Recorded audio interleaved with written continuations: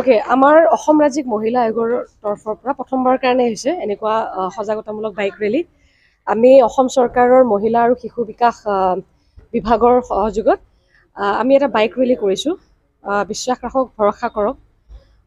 মহিলাসকলৰ আমাৰ সমতে আৰু ন্যায় প্ৰতিষ্ঠাৰ সজাগতাৰ এয়া বাইক ৰেলী, আত্মবিশ্বাসৰ এয়া বাইক ৰেলী আৰু সুৰক্ষাৰ আমি যিখিনি মহিলা সুৰক্ষাৰ কথা কৈ থাকোঁ, ভাৰতীয় আমাৰ যিটো সংবিধানৰ যিটো মহিলাসকলৰ অধিকাৰ আছে, ভাৰতীয় ন্যায় ব্যৱস্থাত আমাৰ মহিলাসকলে কিদৰে উপকৃত হ'ব, এই গোটেই সামৰি আৰু মেইনলি মহিলা আয়োগ কি হয়, মহিলা আয়োগৰ পৰা কেনেকৈ আমাৰ নিৰ্যাতিত মহিলাসকলে তেওঁলোকে উপকৃত হ'ব, সেই সম্পৰ্কে আমি এটা বাইক ৰেলী কৰিছোঁ, য'ত আমাৰ কেন্দ্ৰীয় চৰকাৰৰ আমাৰ গৃহ মন্ত্ৰালয়ৰ, আমাৰ শিশু আৰু মহিলা বিকাশ মন্ত্ৰালয়ৰ আমাৰ যিটো 181 এটা হেল্পলাইন নম্বৰ 24x7, এই যিবিলাক আমাৰ হেল্পলাইন নম্বৰ আছে সেইবিলাক মই নিজে জনা নাছিলোঁ।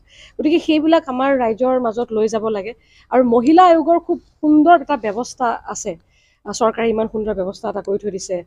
গতিকে সেই ব্যৱস্থাবিলাক সক্ৰিয় কৰিব লাগে। কাৰণ লখিমপুৰৰ এগৰাকী মহিলা যদি অৰ্থনৈতিকভাৱে তেওঁ দুৰ্বল, গতিকে তেওঁ গুৱাহাটী যাব নোৱাৰিব আমাৰ ওচৰত। গতিকে তাত ব্লক লেভেলত এখন সুন্দৰ মহিলা কোষ আছে, জিলা পৰ্যায়ত মহিলা কোষ আছে। আপোনালোককো অনুৰোধ কৰিছোঁ সেইবিলাক সক্ৰিয় কৰাৰ ক্ষেত্ৰত আপোনালোকেও সহযোগ কৰক।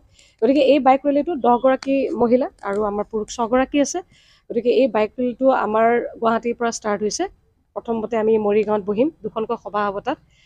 তাৰপিছত আমি নগাঁও যাম, নগাঁৱৰ পিছত আমি গোলাঘাট আৰু যোৰহাট। প্ৰথম পৰ্যায়ত আমি 4খন জিলা আমি সামৰি ল'ম।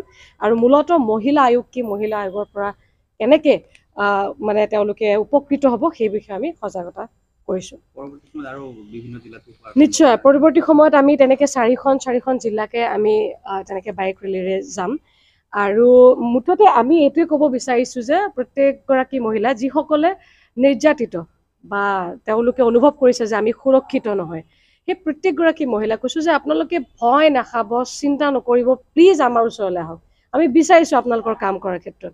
গতিকে এই গোটেই প্ৰক্ৰিয়াটোৰ মানে আমি ৰাইজৰ মাজত লৈ যাব বিচাৰিছোঁ আৰু সেই ক্ষেত্ৰত আপোনালোক প্ৰত্যেকৰে সহায় সহযোগিতা বিচাৰিছোঁ। ধন্যবাদ।